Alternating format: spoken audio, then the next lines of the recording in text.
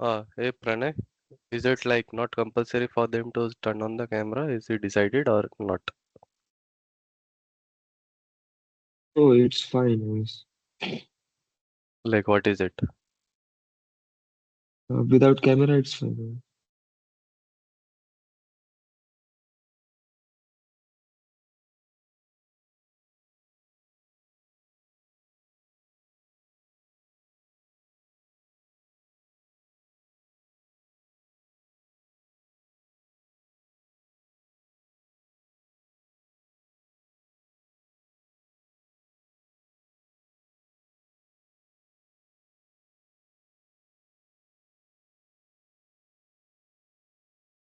Sir, camera is compulsory. Just Bharat told me now. Who told you? Bharat, Yeah. camera should be on compulsory.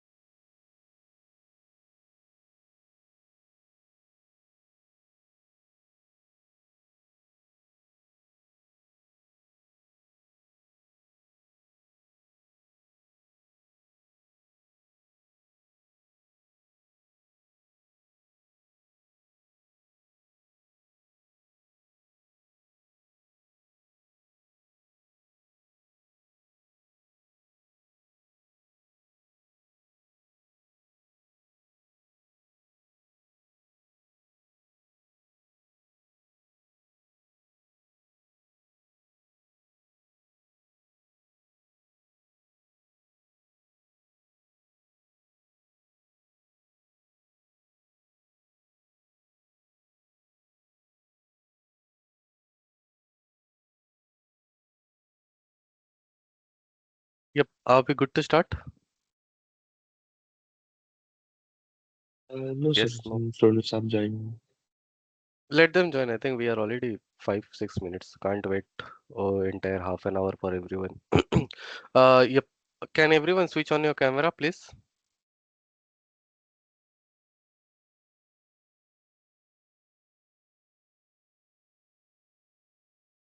Yep. Digvijay, are you here, buddy?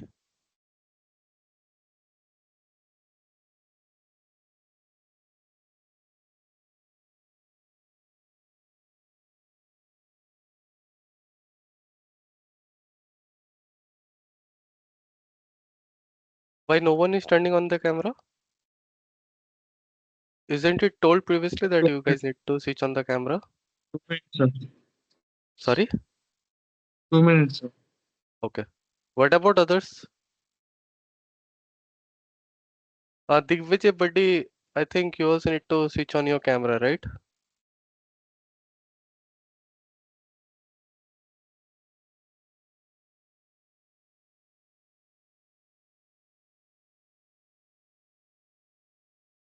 What about others?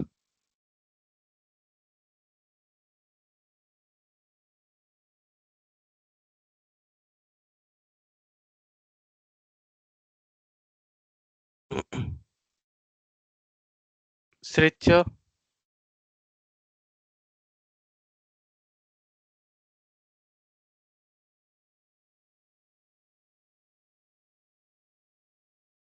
hello Sricha, what is your excuse?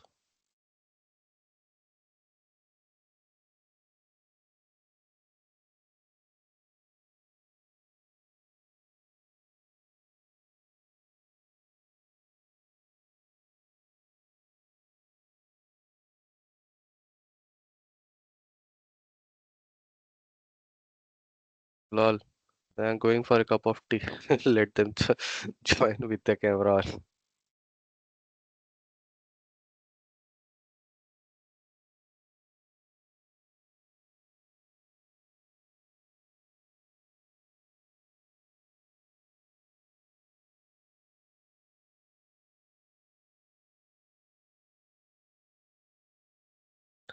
I mean, like, why it's a everyday drama to switch on the camera? It's like very easy, right? Just turn on your camera, wearing some shirt, t-shirt. That's it.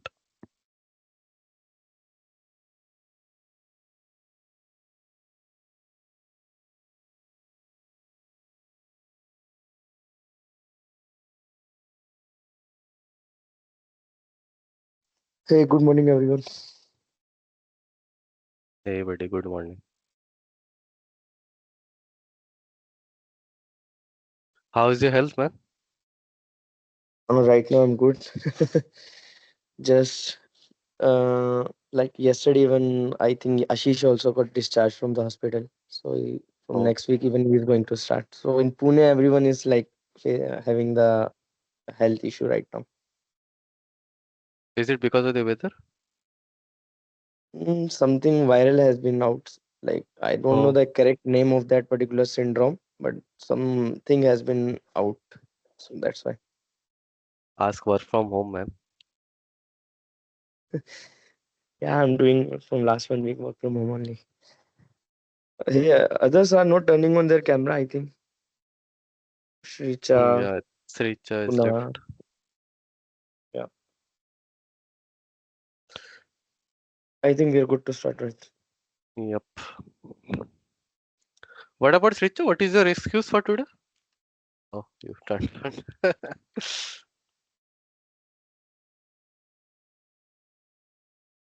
And what is the other guy name? I just can't pronounce it. V Vanlal. I think Vanlal is fair enough So to be called. Yep. I'm outside in a car and I'm gonna be like busy, but I just wanna attend and listen Okay. just for the attendance. Okay. Okay. I think. Okay. Module one notes have you guys received? Yes. No. No. Not yet. Ashay, I can. Can you speak, please? Unmuting yourself. No, sir. Uh, Pranay or Varad, what is the issue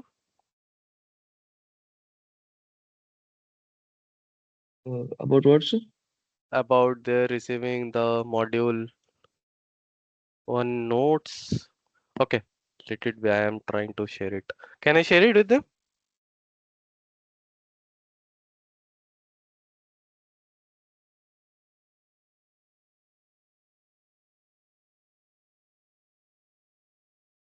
Just see whether you all can access this link or not.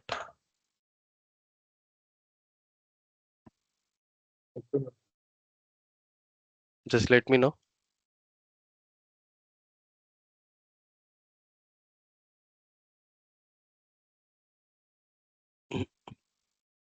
So here I will try to paste all the links accordingly, however the session goes. What about Digvijay? Why you have turned on off your cameraman again?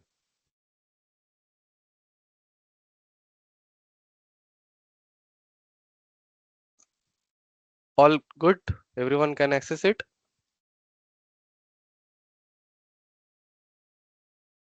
So Yes, taking no. so many. All of you are joining via mobile, huh? Yeah, everyone should join from laptop only. Next time, please don't join from mobile. Okay. Right, you can do one thing. You can give them one topic on each day, so they will join from the laptop and share their screen also even from next time. So when I was doing the teaching, I was following the same method only, giving them one topic each day and for 15 minutes. So that's why they are joining from the laptop only then. Ah, these guys are grown enough. I don't know why they do such things. Sir laptop पे नहीं गए teams का problem आ रहा है sir इसलिए open नहीं हो रहा है laptop Okay, I am traveling. Sir link send किए थे ना वो एक्सेस हो रही है sir Perfect. Okay, sorry for that. Okay, perfect, Digvij. I don't know why you're here. You can just log off from the class as well if you're traveling. Anyway, you would not be listening to anything. Just for the sake of attendance, and you have joined. Perfect. I think enough of time has been lost. Let's start the session. Okay, let me know once my screen is visible. So as of Yes, now, sir. you will see just module one. As the time progresses, I will keep on pasting all the modules accordingly. Okay, so don't worry on that part. So I think today from the basic command line things we have done that day on Linux. Uh, any doubt on that part? No doubt. Anyone? No, Has sir. anyone tried even?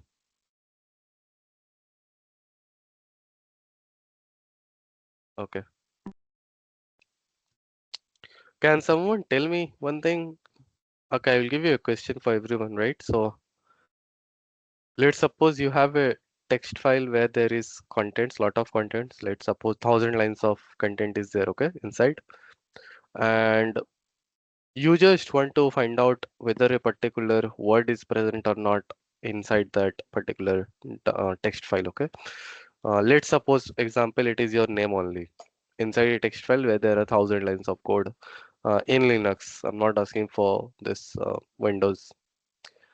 So how you are going to do that?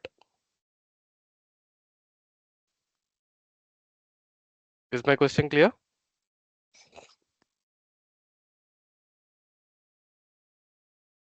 Yes, no. Sir, repeat one time. So my question is, you have only one operating system, that is Sricha, are you here? Can you hear me? I cannot hear you.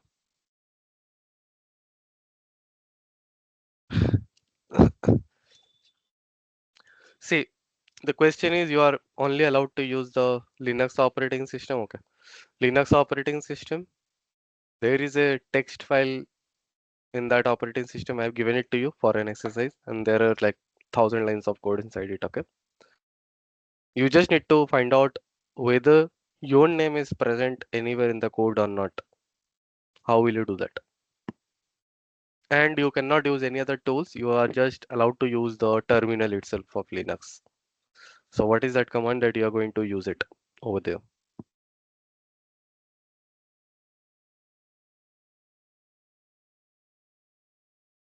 Kunal, do you know the answer?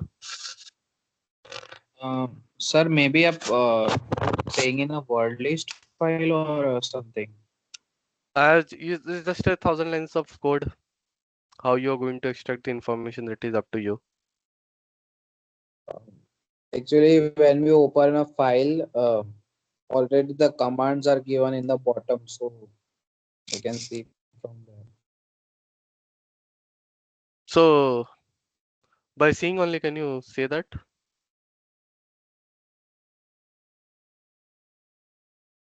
The commands itself are like, not all the commands are there actually. So whatever I have asked, you don't need to open the file as well. Anyone knows it? Yes, no. Single cell, sir.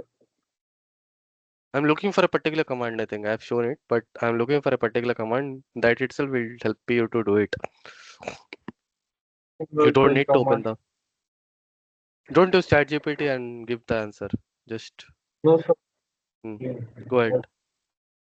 What is the answer? Single sign command. Which command? Can you write it in the chat box? I cannot hear you properly.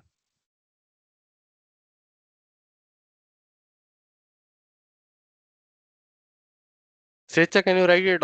Everyone can write their answer, whatever they feel like. Yes, if you don't know that also you can write that I don't know. At least in that way I will know that you are actually listening to me.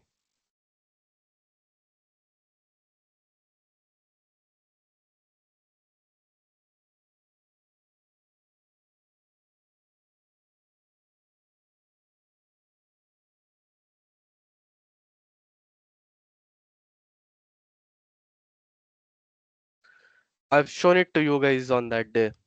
No one has heard me properly then.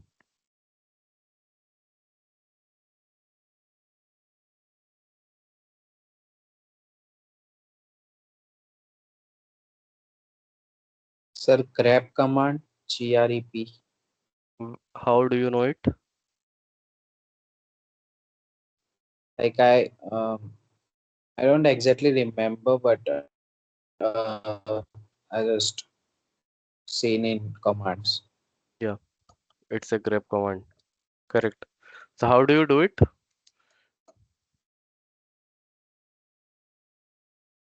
Do you remember that? How do you do it?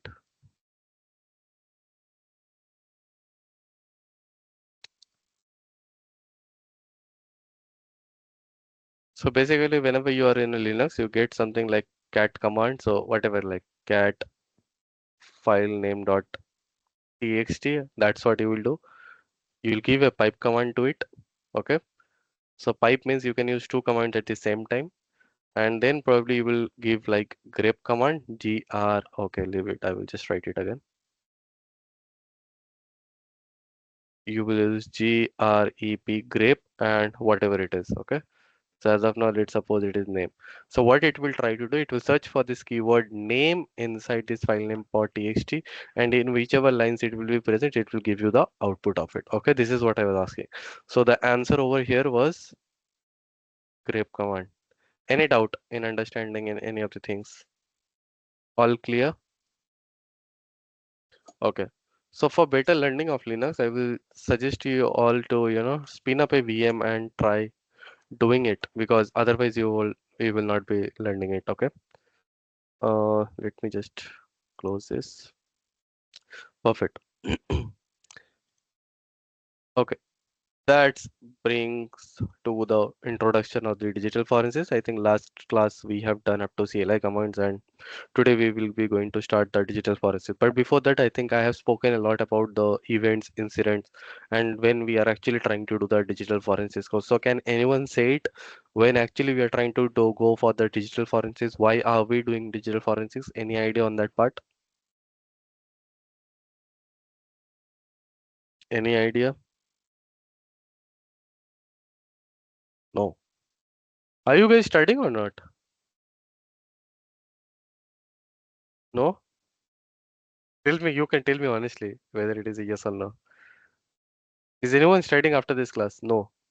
Entire 1 week you guys are enjoying?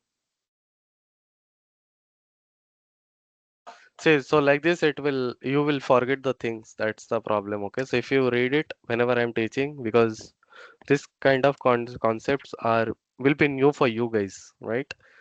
Uh, since you are the one only who chosen this cybersecurity in their master's subject, right? You were not, I hope anyone was not forced to select that. You were only interested and that's why you came to this subject.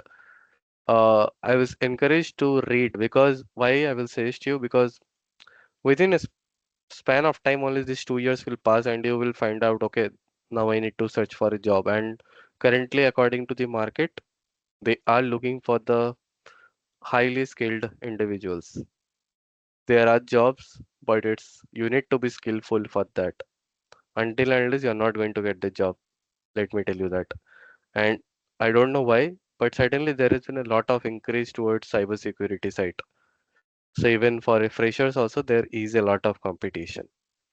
But again, you need to have the right skills. And for that you need to show interest on the subject and learn. Okay, I'll just go very brief so that everyone can follow it. But yeah, I think now is high time you guys need to get serious if you're looking for a job after this session. I hope everyone is looking. Is there anyone who is not looking for a job after the college? He has something else, business or something you want to continue. Anyone out of here? No. Kunal? No. No, sir, no business, only job. Only job. So yep, since we are reliant on job, so we need to focus on our skills, right? Okay. So I'll just give very brief. I think I have already taught this previously, but let me just repeat it again for you guys. So see, in Windows or let it be any other operating system, everything gets logged at the first place. Okay, you need to understand that. So that all we call it as events. I think I've already told you several times about this. Okay, everything gets logged, whether you're logging in, what is the service that is running, and everything. Okay, it is called events. It turns out to be malicious. We call this as an incident. Okay, so we call this as an incident, correct? So that's why the name comes from DFIR, digital forensics and incident response. It actually kind of works together. Okay, so whenever you're trying to respond to this, okay, you can do it via the incident response. Let's suppose all the tools and things are present. Sometimes what happens is like it's like a legacy system, right? Like your ETR will not work over there, or your advanced cybersecurity tools would not be working over there. So basically, for collection of the data, you need to rely on what? You need to rely on digital forensics. Okay, so for these codes, we would not be relying much on this part. Either we will be focusing more on the digital forensics part. So what does digital forensics actually mean? That means the incident at the first place has already happened. Okay, so focus over here. The incident has already over here has already happened. What you are trying to do? You are trying to collect the data. Okay, so you're trying to collect the data. Why? Again, to see whatever malicious things has happened or not. And this digital and this forensic data, like you can represent it in your court as well for the criminal prosecutions and all. Okay, this is exactly what is digital forensics. Any doubt on this part? And this digital forensics can, it is not limited to only PC or laptop. It can be done with your smartphone as well. Okay, so wherever that there is a digital data, that is a digital data. Whenever we are talking about the digital data, digital forensics applicable over there part. Okay, so that is what is digital forensics. Let me just try to get something over here. Okay, perfect. So let me, okay, wait, I will do a slideshow. It is better from parent slide. Okay, don't I get an annotation? Okay, leave it. You can see it over here. Can I do it? Okay, perfect. See over here. So it is defined as the process of preservation, identification, extraction, and documentation of the computer evidence which can be used for the court of law. That is what is digital forensics. That's what I have explained to you as of now, right? But you need to remember all these terms like the preservation. So why preservation is a key term over here? See, data can be manipulated every time, right? Like let's suppose I will just give you an idea. Let's suppose you are collecting a data for a threat actor who has logged into the system. What if the threat actor deletes the login details after he has logged in, right? After he is moving back. Let's suppose now his purpose is done, whatever he was trying to achieve, he has done it. He can delete that data as well, right? So the preservation of the data is also equally important, correct? uh, Identification, why it is important? Obviously you should be capable enough to identify what are the malicious lines of code over there, right? Or whatever malicious things is happening. So I'll give you an example. Let's suppose there are two users working in the same computer. One is me and one is Ashay, right? So whoever is collecting the digital forensic data in our place, right? Let's suppose it is Shubham as of now. So Shubham should be able to identify with the with with basically his analysis skills only, who was the malicious user between we two, because it may not happen that we both are the malicious users, right? It can only happen that maybe I was doing the malicious activity and Ashay was just a genuine user who was doing his genuine stuffs or work on his computer, right? So that way identification of the malicious activity is also equally important. Okay. Extraction. Obviously, now since I am identified as a malicious user, you should be able to extract all the information that belongs to me. Like basically, like whatever things I have done over the computer, whether I from this computer has tried to move to that computer, or what malware was I was using. How did I, first of all, how did I get access to Asai's computer, right? All these things you need to verify. Correct, you need to get all this data. How do you get it? You get it from the digital forensics data again. Okay, don't worry on the data part, I will show you each and everything. Okay, so whatever questions you have, you can write it down. So how do you identify this? How do you do the um, how do you find out who has logged in? All these details are present. I will show you each and everything from the basis of Windows point, right? Because again, I am not an expert from the Mac OS or Linux. And similarly to you as well, you cannot be an expert for each and everything. Okay, just try to pick up one skill and try to excel on that. That is more beneficial. And documentation of the computer evidence. See, documentation is again very, very important, right? Because there are someone who is looking at your report who is not so technical, right? Let's suppose it is someone else from not from cybersecurity. They tries to know, even like your C-level executives, right? They may be from a software background, right? They tries to know, okay, who was the user, why did they got compromised, and all those blah blah blah things. So you need to give them a story which is again is easily understandable by a non-technical user. Okay.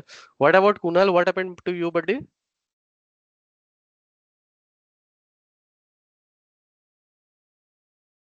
Kunal left the class. Where is No, your camera? sir, I'll just turn it on maybe few Why minutes. you guys want to play with me like this? Huh? You're simply distracting me. Come on.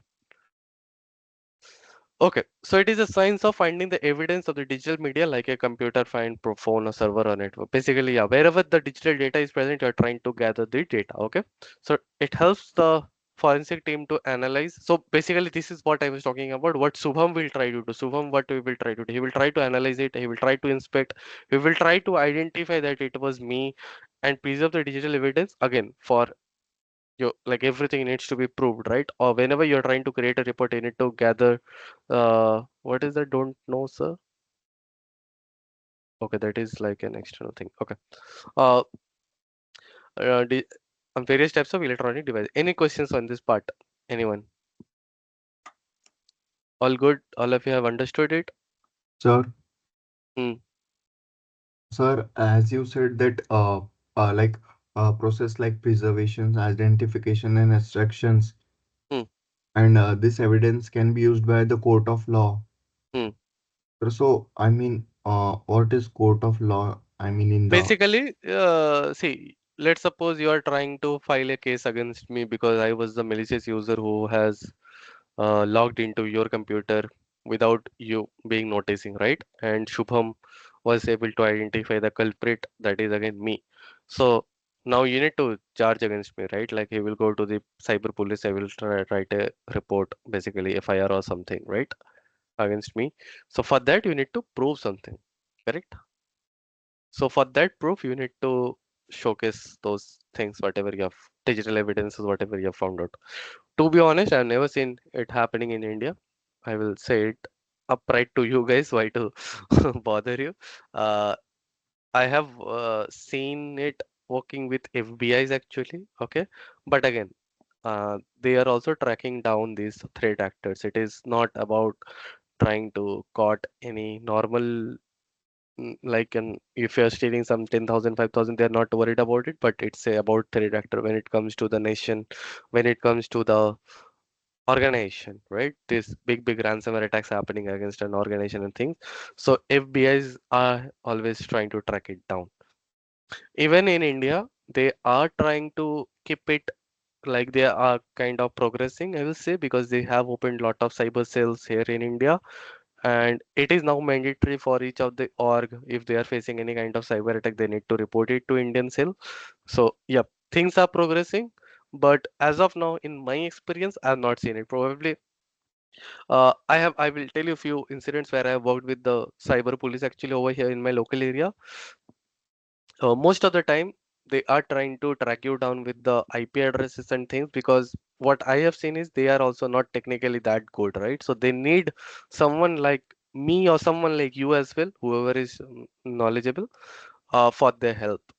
So I cannot say that as of now they are fully skilled. Our police is fully skilled. Maybe there is someone, maybe 10%, 20%, but not more than that. Okay. But yeah, if you're doing something wrong, you'd never know. FBI can also can track you down. Let's suppose you're doing completely illegal. You're going to the dark web. You're trying to buying some weapons and things. So these things are highly monitored by FBI's. Okay. So again, there is always a things that you can be tracked upon. I have mentioned about dark web. Does anyone know what is dark web? Yes, no, no. Okay. This is kindly out of syllabus. I'll try to give it very brief idea. Uh, Page number is 62. How do I do it? Presenter view. What Sir, is that? all the illegal activities are being done on dark web. Just a sec. I'm just trying different methods. Okay, don't kill me. I have again closed it.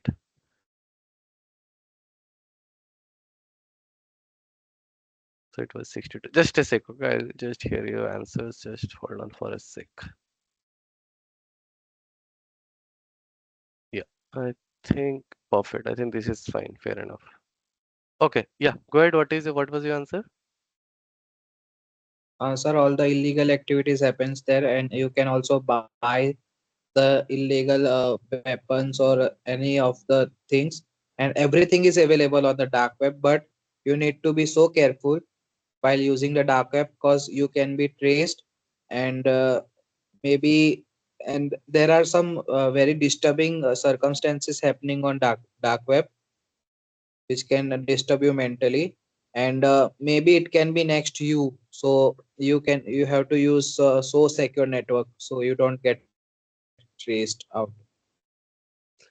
Basically, you try to do all the uh, anonymizer. Basically, you need to use like a, yeah, and you cannot use it with a normal browser. You need to use it with a Tor browser. Okay.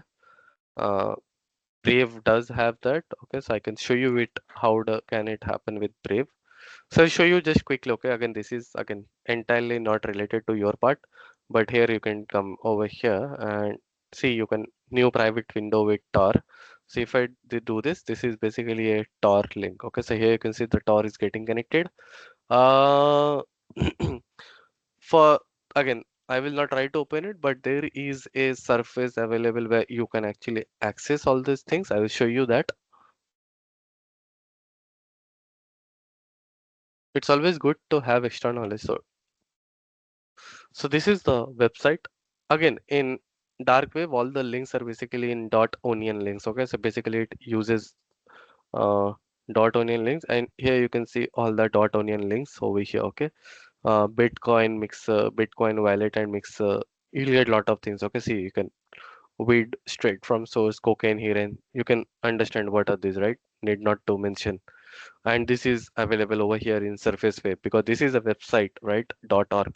So this if I can try to open any of the website, obviously it will be opening dark web hackers for hire. So you can basically you can hire hackers and try to do it.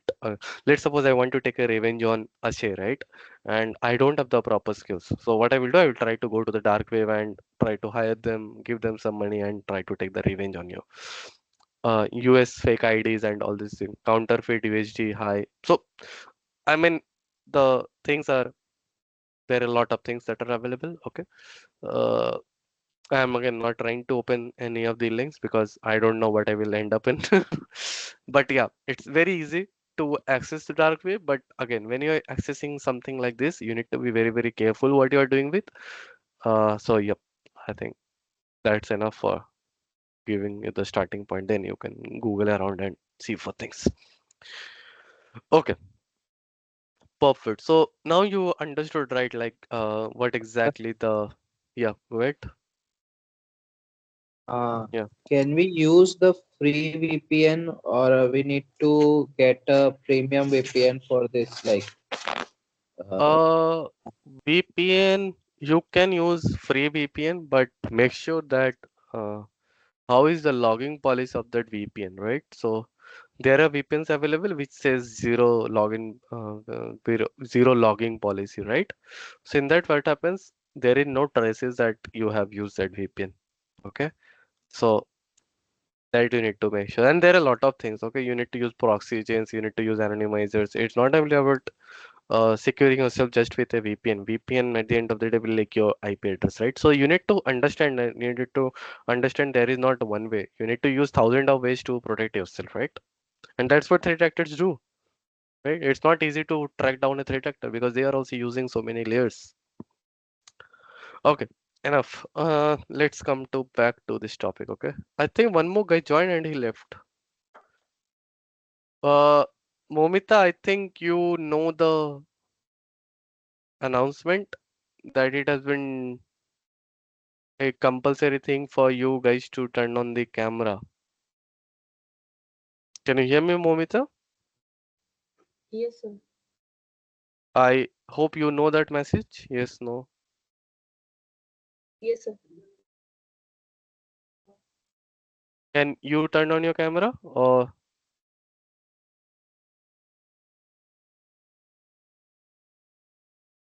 is there a problem? What about Prathamesh? Sir, just give me 1 2 minutes. I will turn it on. Okay, and what about Momita?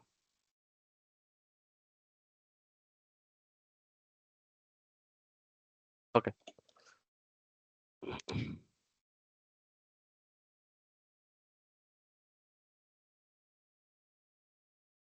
Oh, Momita's video camera is just. Have you done it intentionally? Okay. Uh, it is fine. Uh, so why do we need digital forensics? Okay. So it helps us to recover, analyze, preserve the computer and the related materials in such a manner that it helps the investigation agency. Again, track down that simple example what I've given you. Me and Ashay culprits. You are the genuine user. I'm the culprit. Shubham being trying to analyze it, right? Shubham, what happened? No, sir, nothing. Where is your friend? I think there was one friend, right, who with whom you were trying to. Who is that friend, buddy? Shubham, I think you were trying to go with him, right? Kumbh Mela or something. I cannot hear you. Uber, sir, Where is he? is there in Kumbh Mela. Lost. Oh, okay. Fair enough. Okay. It helps to postulate the motive behind the crime and identify the main culprit. Basically, again, see, it is not about try to understand. It's not about just catching hold of the culprit. It's again trying to understand what was the motive behind. Was my motive just to destroy or do something malicious with Ashay? Right? You need to understand with the whatever I'm trying to do in that particular uh, timeline, right? Um, so designing procedures at a suspected crime scene, which helps you to ensure that the digital evidence obtained is not corrupted. So this is very much important. Okay, so in a proof, you need to prove that whatever digital evidences that you have collected is not tampered, because as you can see, this is all digital evidence, right? What if I try to just just edit the full stop over here? It is a tampering of the digital data, right? So you need to make sure that all of this is are in place and there is no exploitation of the digital data. Clear? Yes, sir. Okay. Data acquisition and duplication. Again, for data acquisition, you are trying to use different kind of tools. So the tools that I will be showing you, maybe you can write it down, or I will show you anyway later on. So you have a few tools: autopsy, and in I will show you FTK imager, Both of them are actually free tools. Okay. So I'll show you with the help of these two tools. Uh, and there are also few of the tools that are actually help you to collect the uh, deleted data as well. Okay, so they are actually called as the recovery tools, right? So whatever things you have deleted, obviously you will get in Windows also you get some hints like whatever file was deleted. Yeah, just a second, Kunal, I'll come to you. Uh, whatever file has been deleted. Let's suppose the threat actor like me have went to the assist machine, mm, drop down a malware to collect his credentials. I got his credentials and now I have deleted the malicious file. Does it mean that you will not get the evidence that the malicious file was executed anytime? No, you will get the lot of evidence showing you that. Okay, so you have prefetch files, you have simcast. Don't worry on these terms. It should be included in the syllabus if we come across. Okay. Uh, so there are a lot of evidences which shows that okay, this file has been executed.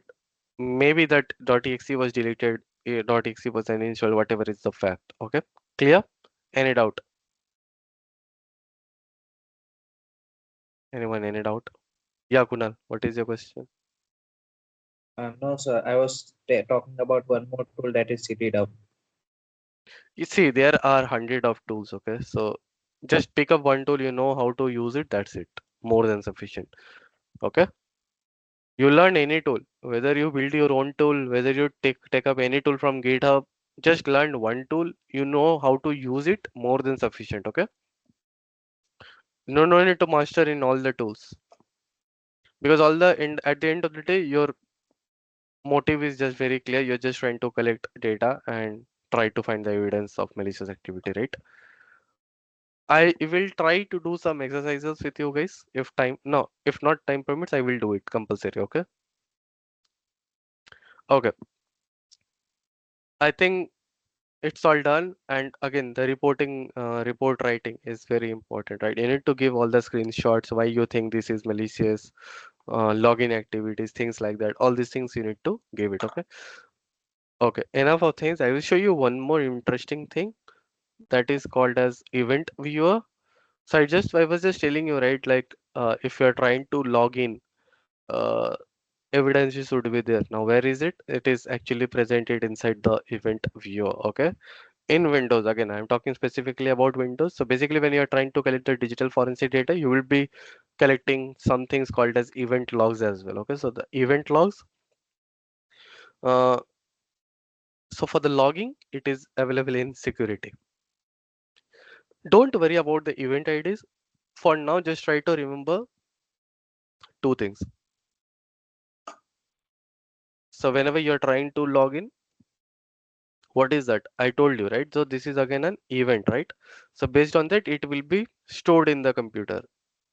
It will be stored whenever you're trying. There are two possibilities over here, right? Whenever trying to log in, either you have given the correct username and password and you are allowed to log in. Either you have not given a username and password correctly and you are not allowed to log in. Correct? Is there any other third possibility? Anyone? No, right? So what will happen when you have tried to give the correct username and password? Obviously, you will be able to log into your computer, right? So that generates a 4624 event ID. Okay. See, for all the things that are happening, Windows needs to remember it. How does the Windows remember? There are for each of the things available things. There are event IDs available. For login, there is a 4624. For logout, there is some different for logout, there is a different thing. For a particular process running, there is a different event ID. So there are different event IDs for each of these events. Okay. So login successful, you get a 4624. Login failed. That means because of some username, bad username and password or something. So you get 4625. Okay. I'm just going with this two as of now. So you can see that over here. Okay, so let's suppose it is very difficult for me to search around it. And again, one more thing you will see that if you see about this is 5739, what it does, it will be given over here as a definition of it. Okay, so let's suppose I am currently interested into finding 4624, right? So I will just write 4624 because these are the login events in my computer. So here you can see all the details. An account was successfully logged on. Okay, 4624 events. Do I have any 4625 events? Again, I can try to see that. Obviously not, because I have not given any username, bad username, password, because okay. Is this clear? Again, this is not entirely related to your syllabus as of now. Maybe it is not included as well. But again, you should know where the things exist, being cybersecurity professionals. Okay. So this is one of the basic thing. Based on this, we will try to do one exercise later on, if time permits. I hope everyone is okay. So if time permits, obviously we'll try to do it today. Okay. Any doubt in this part? Anyone? No. Momita, all good? Sir, I Yes, sir. just joined right now. How can you ask me? Why you have joined late today?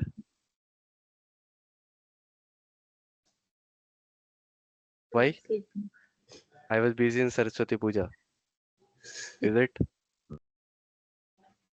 What is the Sir, reason? sleeping. Sleeping.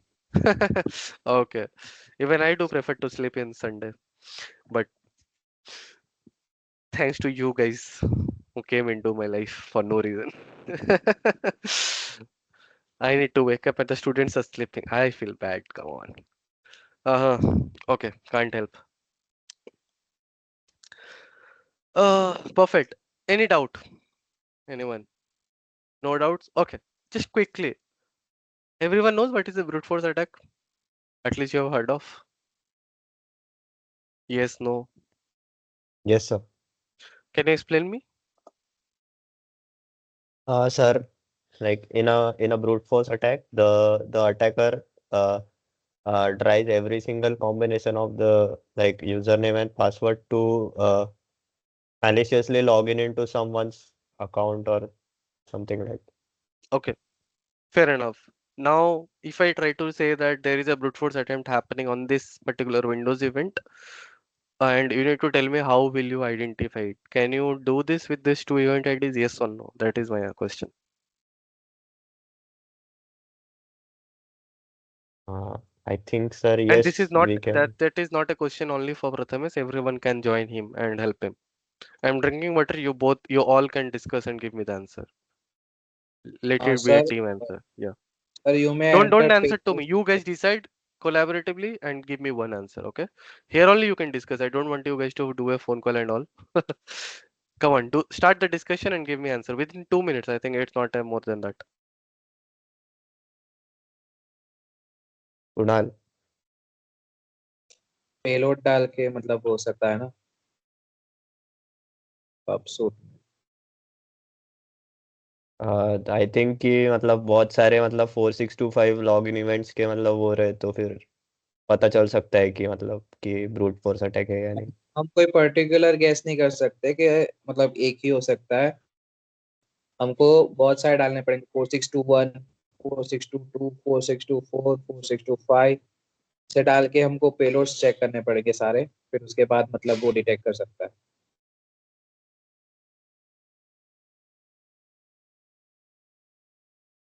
What about others? Others not interested only. हाँ शुभम भाई ये सब मैं नहीं पढ़ता छोड़ो भाई. हैं अशे same Sir, not interested. Huh? sir, I was agree with Prathamesh, what Prathamesh said that. What Like Pradhamesh said. so much entries of 4625. 4625. Correct. That is what will brute force. But Kunal, I didn't get your idea. Can you please explain me that? Probably will come. I'll help you out. What kind of payloads you were saying about 4621, 4622? Can you explain me that briefly? um, I have used it in Bubsuit like brute forcing pass or something like So brute forcing you have used it, but that's what I'm trying to understand. What was those 4621, 4622 that you were trying to do the like entering credentials for guests like admin yeah, one. but these are not the credentials, right? These are the event IDs that will be generated. Probably your password would be something different, right? The at least that you were trying to say the payload basically it would be different, right? But when it happens, when there is a wrong entry to the username and password, there would be generating 4625 events. Is this clear? So actually Ashay and Prathamesh is correct. Whenever there is a brute force attempt, there would be like let's say 4625 events in bulk you will see in the logs, right? There will be lot of 4625 events within a small span of time. Again, this is very much important. Small span of time. If you guys have used Bob Suit, you will know how much automatically speed it happens, right? So within a 1 minute you can send across thousand of requests, right? So that much speed. So within a small span of time, you're seeing multiple 4625 events. Now you need to really worried about if there is any 4624 event as well. So right, so you need to find out that so whether the attacker was successfully able to log into that or not. Okay, and when this attack happens, basically it happens whenever it is exposed to the internet. Okay, so whenever your server is exposed to the internet, how does that happen? Sir, I don't know how can a server can be exposed to the internet. Read about it, I will give you the hint. RDP. So RDP is a port that is actually helping you to remotely control things. Okay, so sometimes by mistake, actually it is not supposed to happen, but by mistake what happens that the admins actually keep the RDP port open to the internet. They don't realize it, and that time the brute force attack happens on it. Okay, this is just one way, and trust me, you will find a lot of threat actors exploiting this RDP, and it's very easy to find out RDP open ports. How? I can try to show you that. So I don't have a premium subscription in Shodan. You can do it.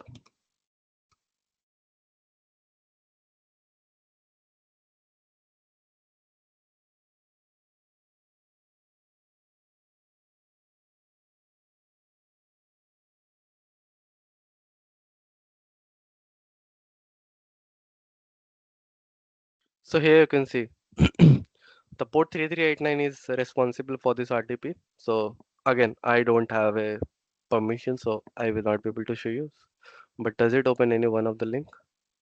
Yeah, it does open. So here you can see this IP is having port 3389 open.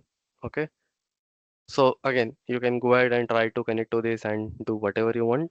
But yeah, this happens. Can I try it? I don't know whether it will require a password or not, but let me just try it out.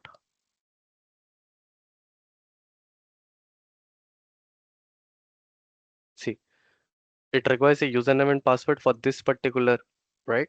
And this is where you try to brute force it. Okay, am I clear? Yes, no. So Yes, sir. this is exactly so. See, it. I don't know where the server lies, right? I have no idea. I went to Shodan. I tried to find out what are the open ports available for RDP. Basically, the port number that RDP uses is 3389. So now I get this dialog box again. I am going with the GUI interface, but again, you can use lot of tools for this brute force attack, right? Over here, I cannot do brute force. Maybe I can try 2 times admin or something, but again, it will be boring for me.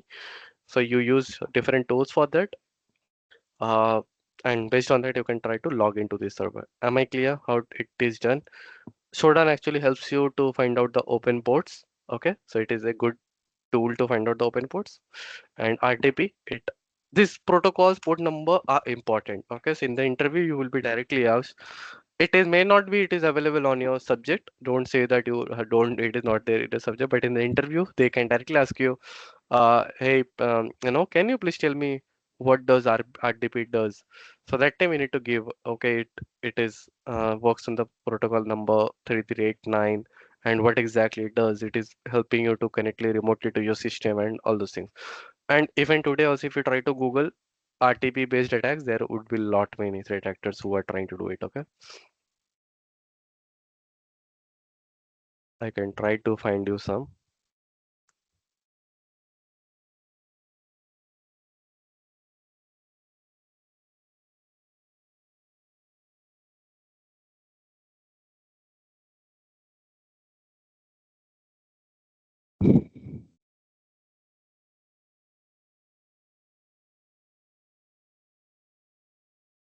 Oh, this is Sophos. Anyone knows about this company by any mistake? Yes, no, no. Okay, I'll show you something. I know, sir.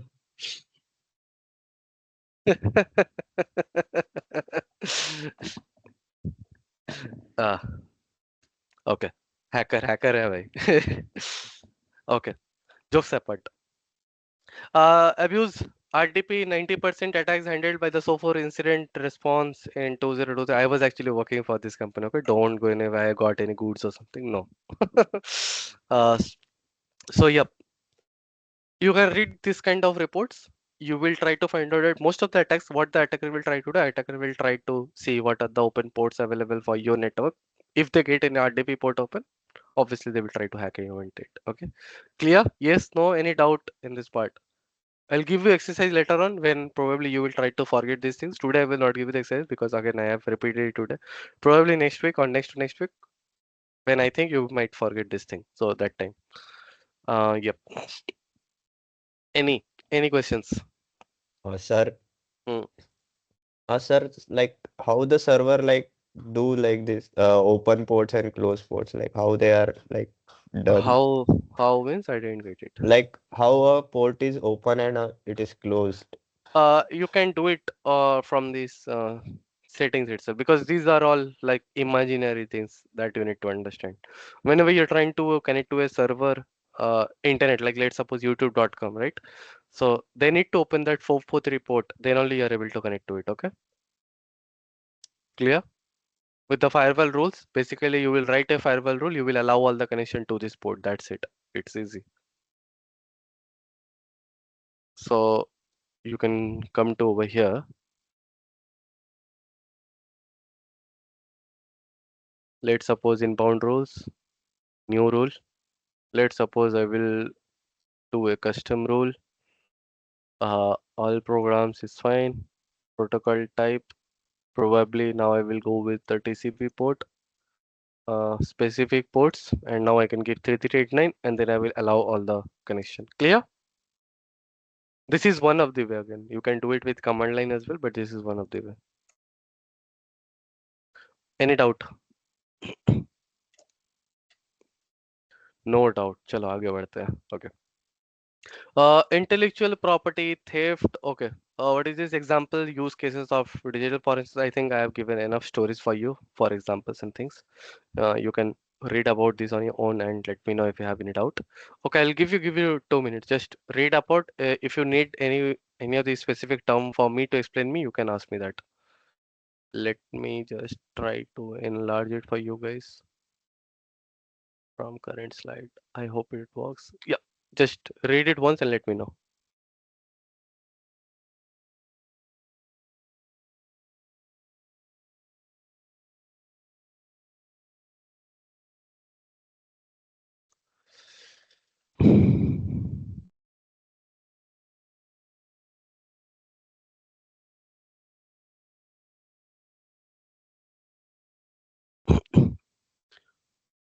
Clear? Any doubt? You want me to explain any of these things? Espionage. What is that? What? Second line. Industry. Industrial espionage. Okay. Anyone else? Does anyone know it? What is it? I will explain to you. Anyone knows? Oh, sorry. I clicked on I clicked on stop sharing only instead of stop the slide. So. Okay. Yep. Anyone knows answer? Momita, do you know the answer? What is industrial espionage? No, sir. Anyone? No one? Perfect. I will explain to you. You are trying to target a particular industry, being an attacker, and it has happened in the past. And most of the time it is government backed. So I think Israel's nuclear factory was attacked. Let me give you one story. It's a good, interesting story. Let me find that. So yeah, coming back, let me just give you the. So it is basically a threat actor group. Espionage is nothing but a group, threat actors group. Okay, and you're trying to go against a particular industry. Let's suppose I'm just targeting uh, healthcare industry, right? So if you go to the MITRE ATT&CK framework, again, there would be differentiate what kind of groups or what kind of industry they try to attack and all those things. Okay, most of the time it is government backed because they are heavily funded. Okay, even the government will deny it. Obviously, no government will upfront come and say, okay, I am backing up this threat actor group. But yeah, most of the time this is the reality that yep, US has also done that. Don't think that US is the full focus. They are the good guys. No, I will show you. Uh, what was the name? US attack on uh, nuclear power plant Iran. I'll give you cyber attack. I think I'll get the name. I just want the name. Come on. Oh yeah, Stuxnet. Just read about it. It's an interesting story. I'll give you this to everyone. If you're interested into this, just I think Stuxnet. To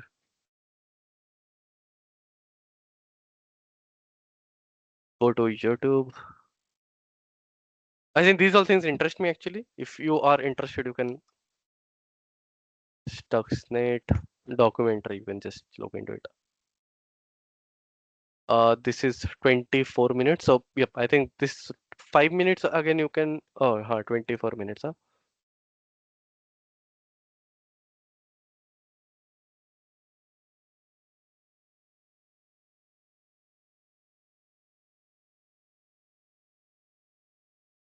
Who is buying Apple? Anyone with this ad? Please pay me, okay? I'm in the referral. Arey bhai. That's why I hate these browsers. Perfect. Again ad. Leave it, okay? I'll give you guys to look into it later on. You can just Google around Stuxnet and you can get a lot of things. This is very interesting. Lot of interesting things will be getting covered over there. So yep. US has done what just try to give you a brief idea. So, uh, what the attack was about, like there is this nuclear power plants. Okay, so if you know they are working on some automated things, right? HMI basically. Does anyone know what is HMI? It is basically nothing but your uh, you know about Raspberry Pi or Arduino, something like that. You know about that? Yes, no. All got blank. Yes, sir.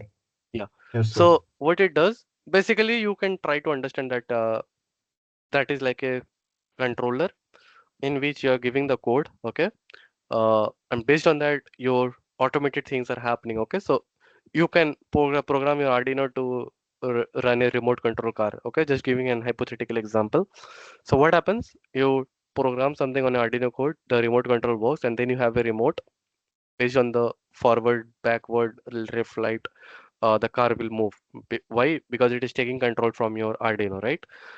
So same thing happens with a nuclear power plant or any other power plant, let's say, or any other factory, let's say. So there are now automated things, right? So they have this PLCs, program logic controller. We actually call it that now. We call it as an ICS security. That is again a separate domain in itself. Uh, you have these big HMIs, PLCs, and all those things, right? So what the attack was about? So Stuxnet was basically a malware which was installed in this nuclear power plants HMIs. Okay, why? Again, if you are installing a malware, the only intention is to get access or to steal some data, right? So over here, it was able to, with the help of that, it was able to control the entire power plant with the installation of those malwares. And one more important thing was I think this back in 2000s it was happening, and this was one of the first cyber espionage when the world took cyber security a serious place, like what was the extent of this attack. And then from there on, like every other organization and country was becoming serious about cyber security. It was actually a malware which was installed in all the computers, was getting installed in all the HMIs, and the best part is it was spreading with a USB cable, USB pen drive basically. As of now, I think most of the organizations have stopped using USB pen drive because of the security risk. But yeah, this was one of the first cyber attack that has happened. Very interesting attack. I can spend maybe 2 hours talking about this story only. But yeah, very interesting. Just have a read. Let me know what is it.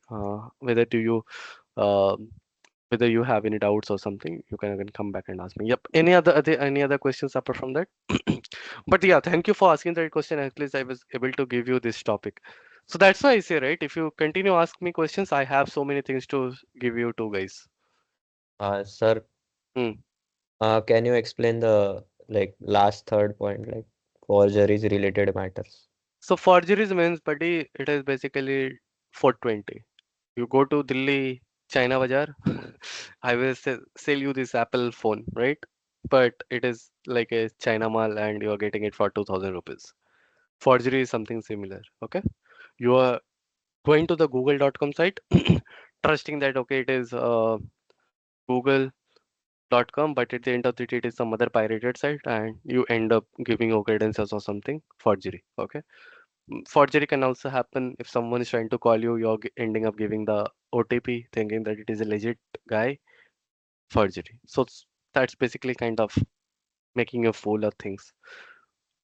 You're trying to believe that it's still, but basically it doesn't exist and you're trying to believe it. Okay.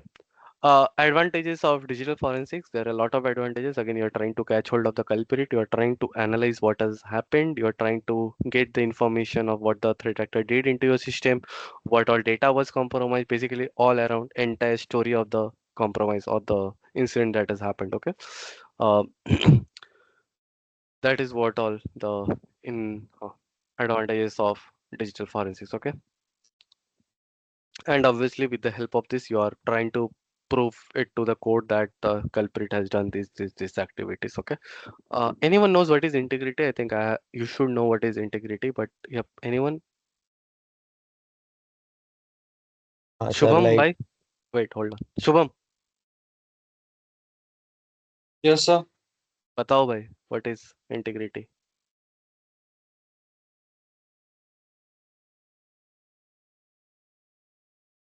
No.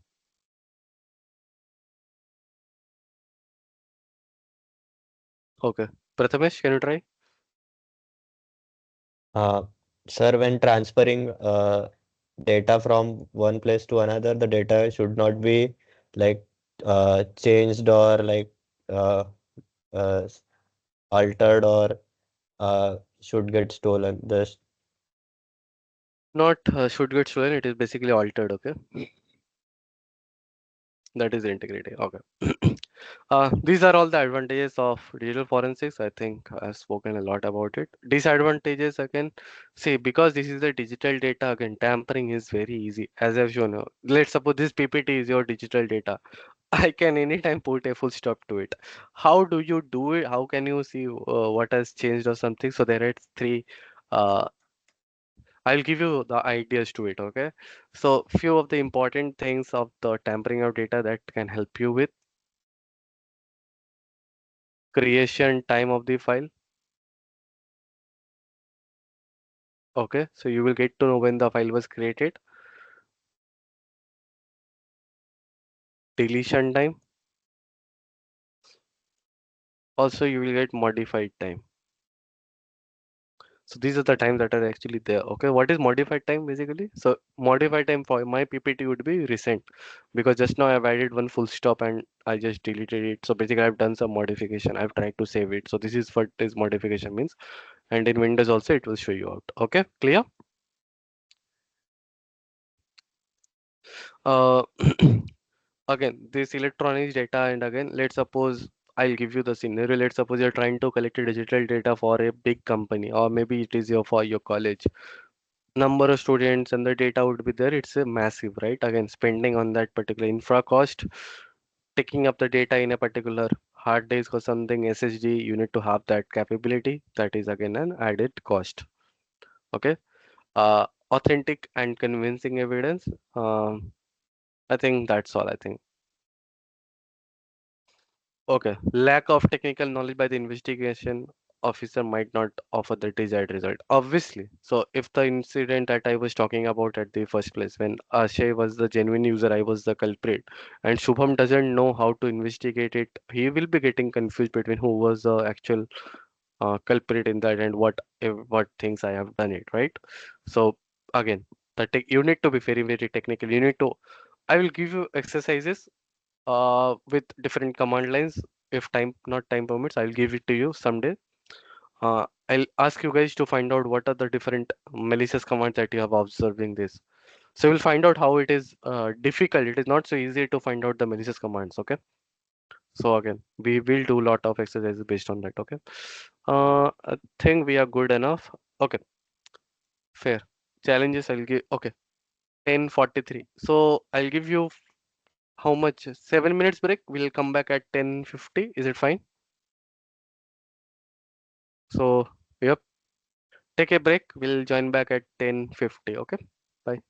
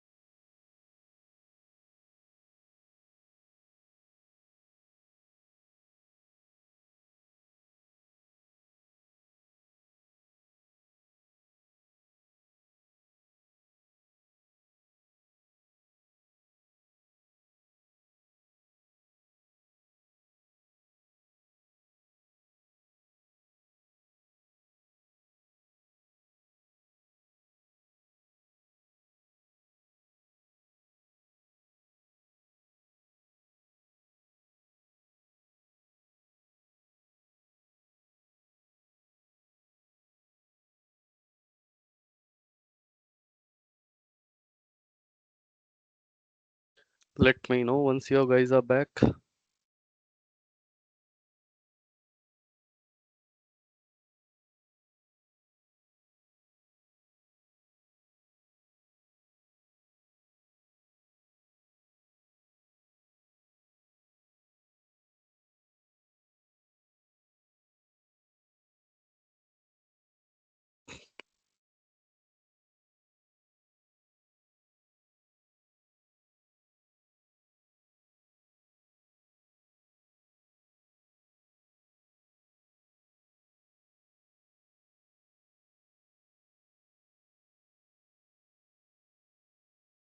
Momita, are you not celebrating Saraswati Puja today? Yes, no. What do please repeat the question? It's out of syllabus question. I am saying that are you not celebrating Saraswati Puja today? Yes, sir. I'm actually it's after one the 12:30. Oh, the timing is after 12:30. Yes, sir. Oh, let them come back. I'll give them an interesting story. What Bengalis tries to do in at least the young fellows, what they tries to do in Saraswati Puja. Uh, Actually, today is the today? Hathe Hatik. Khori of my Yeah. son. Oh, is it? Yes, sir. Oh, nice. That's why I try to do it in the evening, at 3 to 4. Okay. Even when I was young, I never thought that I will study or at least I will teach someone on Saraswati Puja, to be honest. But time changes. Actually, in the Saraswati Puja, we don't read anything, write anything. But again, time changes, right? I need to teach you guys. It was decided. I actually asked them whether today we have class or not, and then it was like, oh, you have Saraswati Puja. I didn't know that you need to teach us. So I have. Yeah, where are your friends, Shubham? Don't know, sir.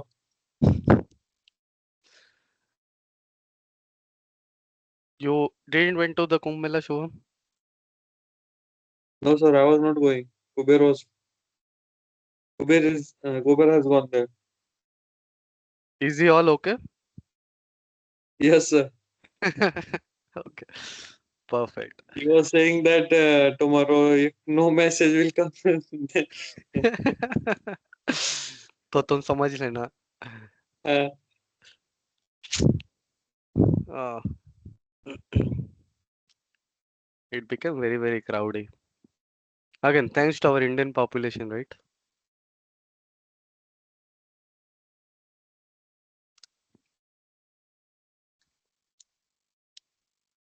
Okay, boys, guys are back. Is everyone joining your MTech class or is there anyone who is missing out the classes? I remember that day when another girl was there with Shubham, Kuber, and that girl was also there. Where is that girl? don't know, sir. I don't know the name. I think so. Two She, girls are there, sir. one Pratima more and girl today joined and she left. Srij, I don't again. Richa, Please sir. please tell everyone to join the classes, And okay? network issue is there. She's hometown, so network issue is there. About whom you are saying that? Richa. Richa, okay. And okay. Please And make two sure, more please ask. Is Pratima Bhule. everyone again you give me the names, I don't know. I just need the count. Because I think 10 or 11 And, students are there in your batch, right? yeah, 11, sir. So 11 students are there. It's only 8 as of now. Out of which one is Pranay and one me. So 6.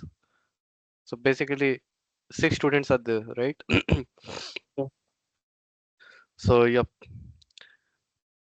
Please do ask everyone to join this. Have they got bored with the subject? I don't know. Okay. Kunal is back. Okay. Shall we start? Yes, no. Even though if you say no, I will start it. Okay, so I don't care.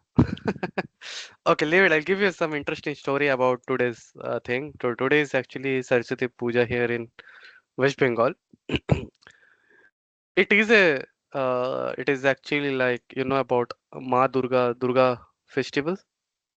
So Saraswati is actually her daughter, and we try to celebrate that today. Okay. So celebration puja is all good, but it is more like a Valentine's Day for the young fellows over here in West Bengal.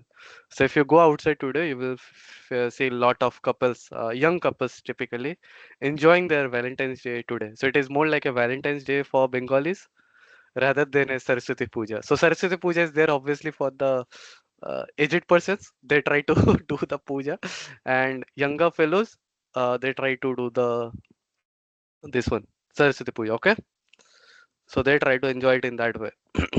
Typical again. You should know everything. Okay, fair enough. I think let's start this subject. Let me share. Oh, I'm already sharing my screen. Fine. Uh, what are the challenges that we face when there is a digital forensics? I think I have already spoken that a lot of data technicalities and fit. Okay, digital forensic technique. Now slowly we are trying to take into, and again this is not again not much. This is just a gist of idea from where we are trying to take the digital forensic data. Again, try to understand.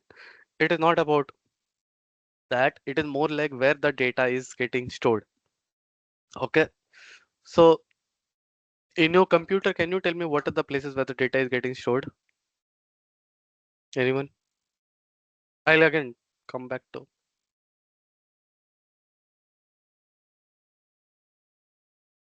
Yeah, tell me what all places the data is getting stored in your computer. Come on, this is the basic question. If I can ask you to class 5, they Sir, will give the answer. SSD and HDD.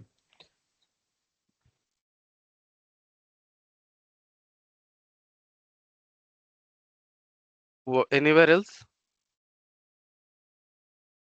Memory RAM. Memory storage. So memory. Correct. Memory. Okay. So SSD, HDD, kind of the same thing, right? RAM, memory. So this is again important. This is called as a disk data, or you can say like hard disk forensics, whatever the name suggests, whatever. This is actually called as a memory. So this is like collecting this will be called as a memory forensics. Okay, this is again this is called as hard disk forensics, whatever. Okay. So we have two types of data sources for our analysis part. Now one more thing, if you know, this is something which is kind of a permanent thing. Okay, I'll just mention it over here only, so you guys know it. This is something which is more like a,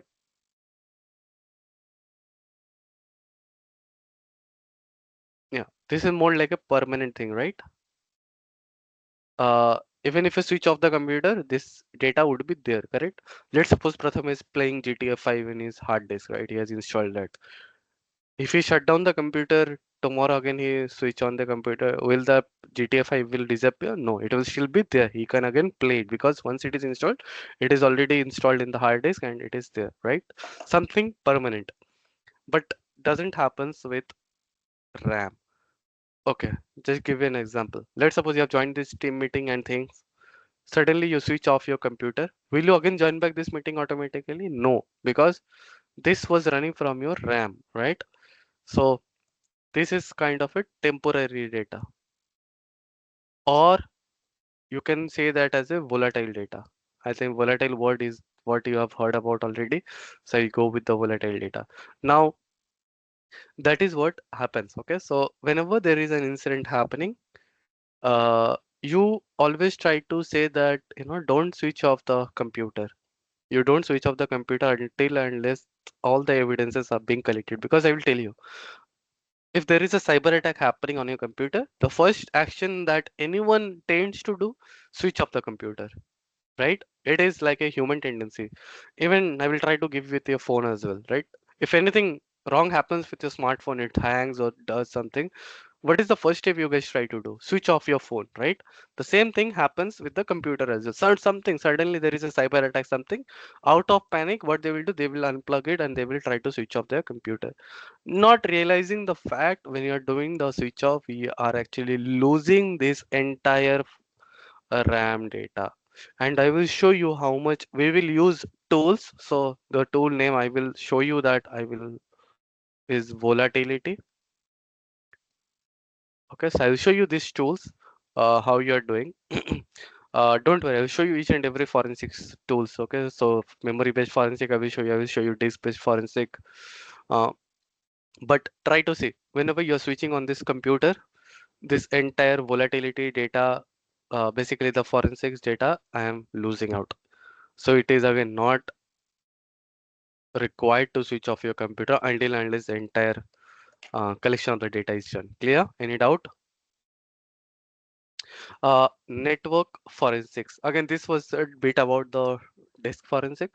Network forensic is typically what the networks are trying to do. So in network forensics, what details you will try to get, typically you will get information like from your computer, what all internal, let's suppose there are other internal computers as well, right? In the computer, sorry, in the network there are other internal computers as well. Talk about your lab, right? So in your lab also there will be multiple computers attached together, right? So let's suppose there are other computers as well in the network. Okay, this is some entirely other network. I'm just not drawing everything, and this is more like an internet, right? So in network forensic data, what all things you will get? You will get what all connections was happening from your computer to the internet, this data, as well as this data. Am I clear? You will get this data as well as this data. Any doubt in this part? Okay. How the typically the network forensic data looks like? Typically it would be based out of some IP address or URLs. Okay. Typical network data does look like these IP address URLs. Okay. What are the important things in a network forensic data? Obviously, the IP that it is connecting, the URL. Uh, one more important thing you will get the user agent. Um, typically, you will get from where it was redirected, the referred URL. Uh, one more important thing, sent, received bytes.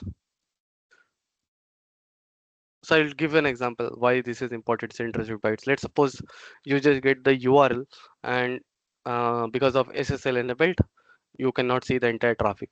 So what happens? You need to prove that there was a download happening. How do you do that? Obviously, you will go to the sent and received bytes. If the number is high, it will showcase that okay, there has been something downloaded. Am I clear? Am I making any sense to you?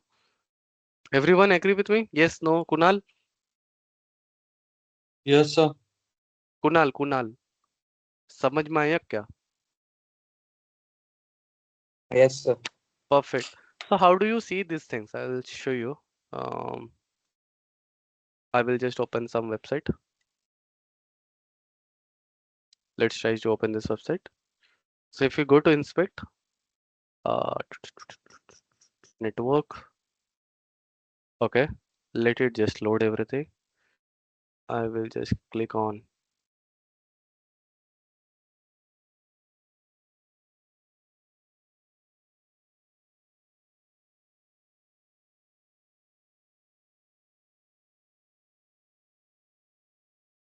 so here you can see this was the URL that it was trying to do. This was the file name of it and the other details of it. Okay, here you can see the connection was done, host, uh, user agent again is one of the important part, because if there is an automated tool that is being used, the user agent will help you out in that. I can show you malwares with interesting usernames. Hold on, I'll show you that. Mm,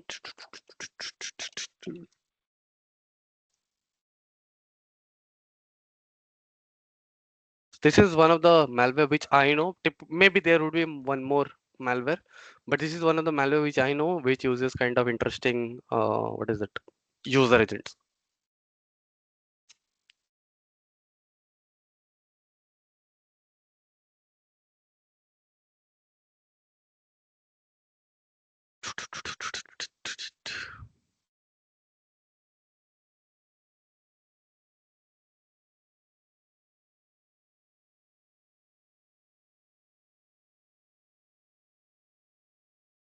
You can see what kind of user agents it uses. Normally, the user agents are typically that Microsoft some blah blah.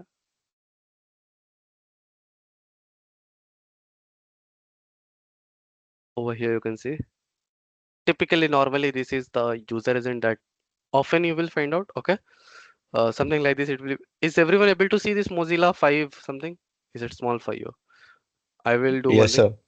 So, I will paste it in the chat so that you can see it. Okay, something like this will be the normal thing. But again, because of this malware, you can see what kind of Mr. Biden never know. This is the user agent. So whenever this malware is communicating, it will show such kind of interesting uh, user agents. Okay, Nesty, Fresh Iced Tea, and I might just pay myself for a feature. So these all interesting user agents. It comes up whenever this traffic is seen. Again, this is a record breaker stealer, so it tries to steal information if it is there inside your computer. Okay.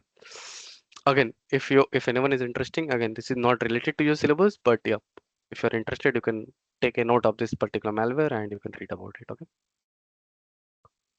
Perfect.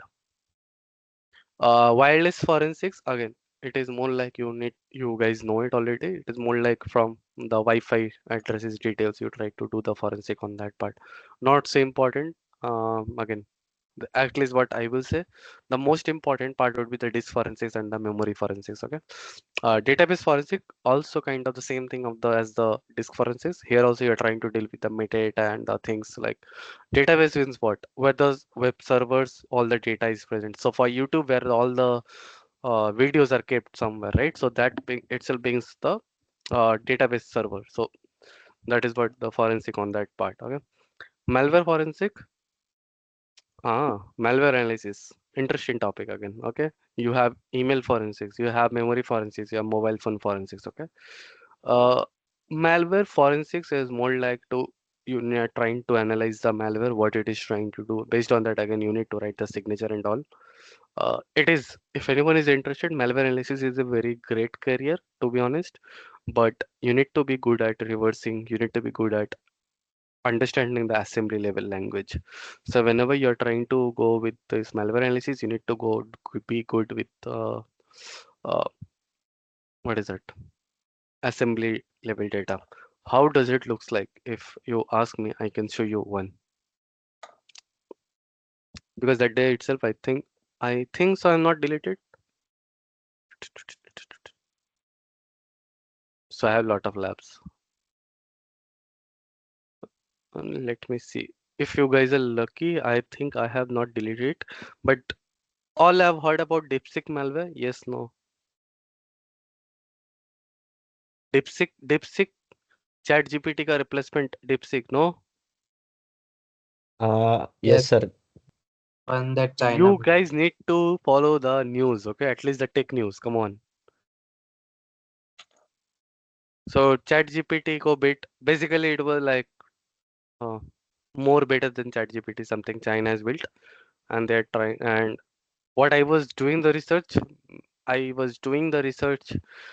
How many malwares are getting created in the name of DeepSeek and things like that. That was part of my own research. I was trying to do that, and think based on that, I tried to find out few. It is there? Yeah, it is still there. Okay. Where do I get? So this was the initial payload of it. Uh, it was using, I think, 10 to 12 decompressing methods to get the final payload. Okay. So I think I was writing a lot of codes inside it. So it was using this zlib decompression, and I was trying to get the original code of it. And I think this was the extracted code to the decompressed payload. I think this was the decompressed payload. Yeah. So I can show you that. I can. How does it look? Don't worry. Okay, this is not part of your syllabus. Okay, don't. So whatever I am showing, this is more like an extra thing. Don't worry about. Sir, क्या बता रहे हो? जादू आ रहा है. मत समझो, नहीं समझे. Since the malware term came up, so yeah, this is how the disassembly. Let me show the graph. ये ग्राफ ही है क्या? Okay. So this is how the disassembly code looks like. Okay. Trust me, you will not understand anything. Even I don't understand it because it is not so easy. You need to be very good of what it is doing. Mem copy. So I can see a memory copy. So it's basically a stealer. Okay. So here, at least what I can do by reading all this, I will try to understand if it is trying to whatever it is trying to do. It is basically a stealer function. It was trying to steal data. So that's what it was trying to do. Again, it is a lot of things happening over there. You can uh, check around. Okay, so you have decompiler as well. No, decompile it is not giving up. So yeah, all these functions will be something. So this is what is disassembly language looks like. Any doubt? If you ask me this code, even I am not able to explain you this. I can just tell you that, push means it is trying to push a code to somewhere. Move means this RSP value is being tried to move to this RBP. Jump means it is trying to jump to this function 06607. It is basically a memory address allocation. Again, it's not an easy job. Memory analysis is again different course. Maybe I will need another 50-60 hours just to teach you guys. But yeah, that day I was trying to do this, so I thought of breaking it out in. This is how the code actually looks like. Okay. I'll close without saving it.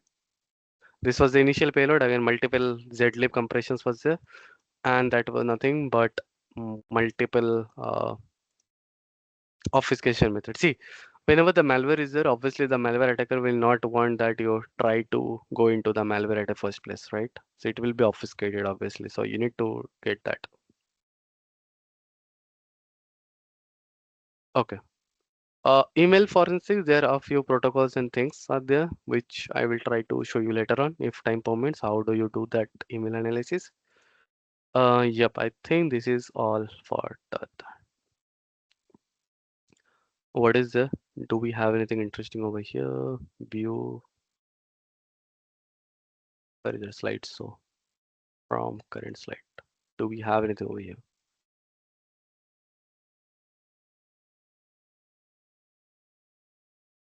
Annotate.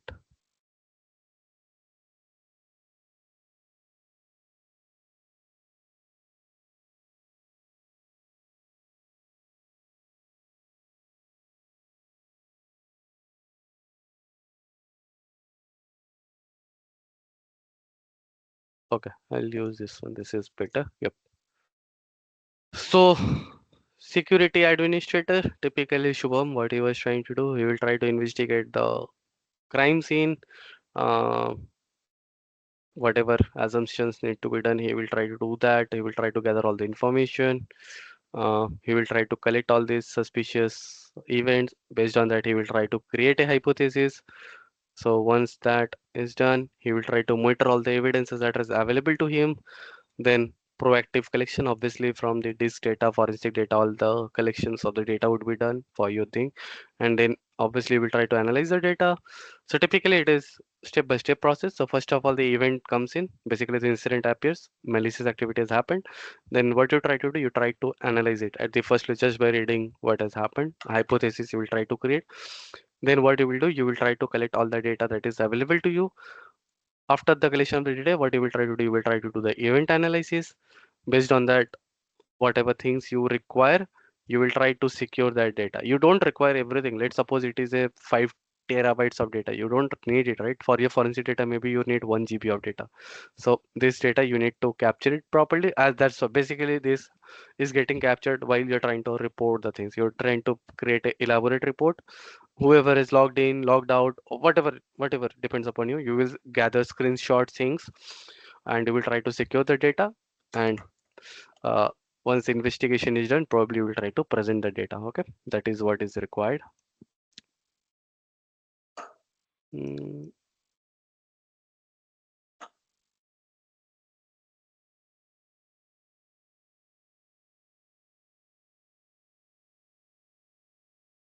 yep. Any questions? Do we have anything? Yeah, nothing else.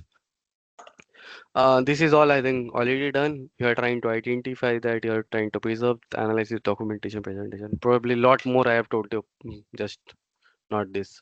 So yep, that brings into this particular module. Let me just go back. So I will try to give the notes today only. So you will get it inside that particular folder which I have given it to you. So if anyone was absent at the first phase of this class, I have given a link on this chat box. Probably you will be able to see it, or else I will just again try to paste it over there. So this is where all the links are there. So please try to go to this link. As of now, there is only module 1. Module 2 is just finished as of now. So module 2 I will paste it after this class. Okay. Probably by night I will do it. I will not do it now. Any questions, anything else you wanted to ask me? Enjoying this class? Yes, no. Yes, sir. So I'm trying to cover a lot of things which is not there in your syllabus. Okay. Typically because I am interested into the subject, because I know about the subject, so I am showing you. Probably someone else will not show it. They will try to stick just with the syllabus. So whatever works well with you guys, just let me know, sir. I'm not interested into these topics. But if you ask me, you should be interested into this kind of topics, because you never know what the interviewer is asking you, right? So if you're showing that, yeah, I need to talk about the labs as well. So yeah, how next class, probably next class, please join with your computer, and someone please do remind me that. Okay, I will just write it down. I will uh, write it down. So I will show you this. We will do an exercise on brute force. Okay. So we'll do an exercise on. Okay, it has spelling mistake. Sorry. So we'll do an exercise on brute force. Uh, Basically on the forensic side. I will not show you how to do the attack. Rather, I'll give you some exercise, and you guys need to be giving up the answers. Okay. I'll ask everyone to log into that platform. There are a lot of platforms for this forensic data analysis and things. I think I've shown you, but if not, there are a lot of things. You have Let's Defend, you have Cyber Blue Team, a lot of things are there. So, yep,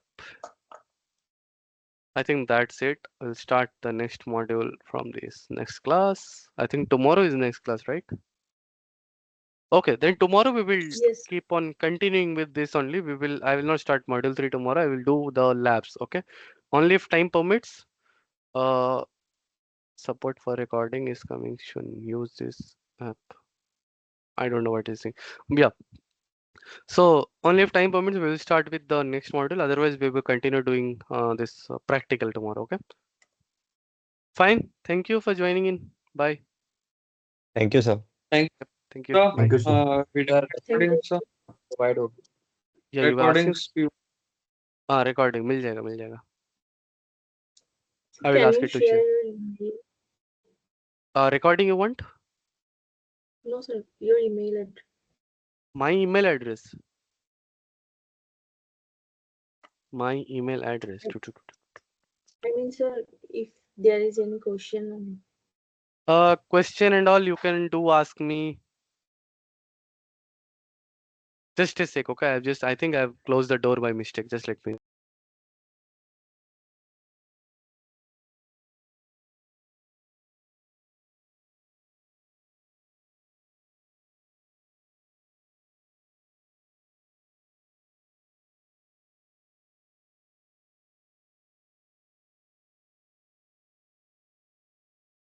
Okay, I think I just closed the door by mistake. Yeah, you can actually do a WhatsApp call or contact me via WhatsApp, because email and all I don't think it is convenient enough. So whenever you have any questions, you can do WhatsApp. You can text me out. I can help you out with that. Okay. I don't have your numbers. Mobile number I'm there in the group, madam. Uh,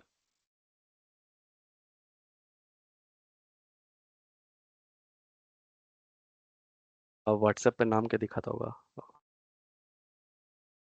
Okay, there is this basic for decoded something.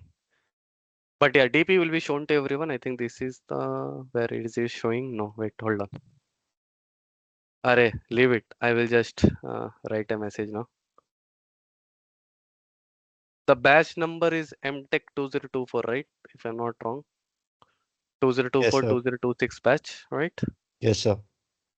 Hi. You can contact me on WhatsApp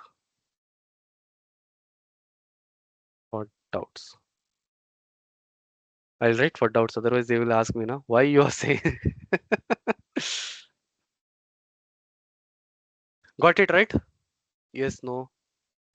Perfect. अब joke बताओ तो प्रथमेश, क्या हंस रहे थे तुम लोग मेरे बारे में कुछ हंस रहे थे, बता दो भाई। नहीं सर, आपके बारे में नहीं था, ऐसे ही मतलब ऐसे ही था, क्या एक था दूसरे वो को बता दो देख के यार। हंस दिए सब, पता नहीं क्यों। एक दूसरे को देख के हंस दिया, क्या भाई साहब। चलो ठीक है, और कुछ इंटरेस्टिंग स्टोरी है तो बताओ, नहीं तो जाता हूँ मैं। Is there anything else Sir, you wanted to ask? record the wide open. Recording bro, ये सब एक्चुअली हैंडल होता है प्रणय वगैरह से। Hello Pranay, you are still here right? Yes, if sir. You are here, please provide in the recordings, okay? Yes, sir. Sure. Okay, this guy, okay? And if you're not getting the recordings, I think you can spam the group itself. Just write it over there that I'm not getting the recordings, I'm not able to access that. Whatever things you're facing the difficulty, just write it, use the group. Everyone is there, okay? Clear? All good? Chalo, bye. Yes. Have a nice day. Bye. Thank you, sir. Yep, thank you. Thank Bye. you, sir. Thank you, sir.